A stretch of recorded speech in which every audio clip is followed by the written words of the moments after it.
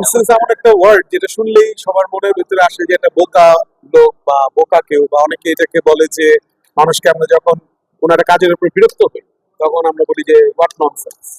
তো ননসেন্সের কন্টেন্টটা এখন বাংলাদেশের ওটিটির জন্য যেই কন্টেন্ট গুলো আমরা দেখতেছি, একটা ডার্ক থ্রিলার মুডে সবাই আছে বা অ্যাকশন ড্রিভেন, আমরা আমাদের এর ঈদেও দেখেছি, সেটা থেকে ভিন্ন স্বাদের একটা কন্টেন্ট, যেটার মধ্যে একটা সাধারণ পরিবার আছে, একটা সাধারণ পুরুষ মানুষের জীবন আছে, এবং সেই পুরুষ মানুষকে যে জীবনে কত কিছু ব্যালেন্স করে চলতে হয়, মাকে ব্যালেন্স করতে হয়, বউকে ব্যালেন্স করতে হয়, অফিসের বসকে ব্যালেন্স করতে হয়, এরকম একটা প্রেক্ষাপট যার সাথে আবার রাজনীতির একটা সম্পর্ক আছে।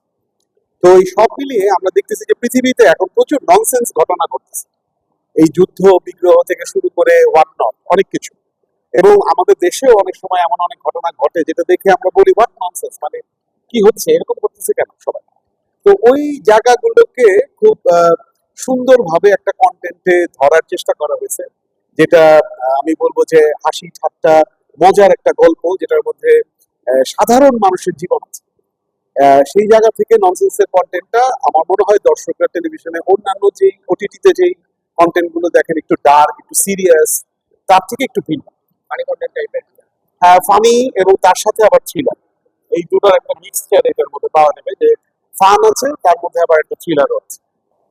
আমি বলবো যেটা যে ননসেন্সের সবচাইতে বড় পাওয়া যেটা, সেটা হচ্ছে যে বর্তমানে আমাদের ইন্ডাস্ট্রিতে ওটিটিতে যারা সত্যিকারের অর্থে খুব শক্তিশালী অভিনেতা, আমি বলবো দিনার ভাই, সাচ্চু ভাই, মমন, আয়েশা, নাজিফা বাসার, সুমন, মিলি বাসার, ওনারা প্রত্যেকে তার জায়গা থেকে সর্বোচ্চ দিয়েছেন, এবং রাকেশ দা সেই জায়গাটাকে, রাকেশ বসু পরিচালক হিসেবে ধরার চেষ্টা করেছেন। এরা প্রত্যেকে শক্তিমান অভিনেতা, এবং সেই শক্তিমান অভিনেতার সঙ্গে আমার কে একটা ক্যারেক্টারে, অনেক মূল ক্যারেক্টারে জায়গা করে নেওয়ার যে চেষ্টাটা, আমি বলবো যে আমার কতটুকু সফলতা আমার কাজে তার সিংহ অংশই আসলে ওনারা নিশ্চিত করেছেন। এবং তারা প্রত্যেকে তার জায়গা থেকে অনেক এফোর্ট দিয়েছেন এই সময়ে, কারণ প্রত্যেকেই ব্যস্ত। আমি বলবো যে দর্শকের ভালো লাগবে তাদের তাদের তাদের নিজস্ব চরিত্রের বাইরে এসে তারা এক ধরনের কাজ করেছে। এটা আসলে আমি বলবো ভেরি কোইন্সিডেন্স। যার কথা বলা হচ্ছে সে আমার খুব ভালো বন্ধু, কোনো সন্দেহ নাই, কিন্তু আমি আসলে অনেকদিন ধরেই দেখতে পাই।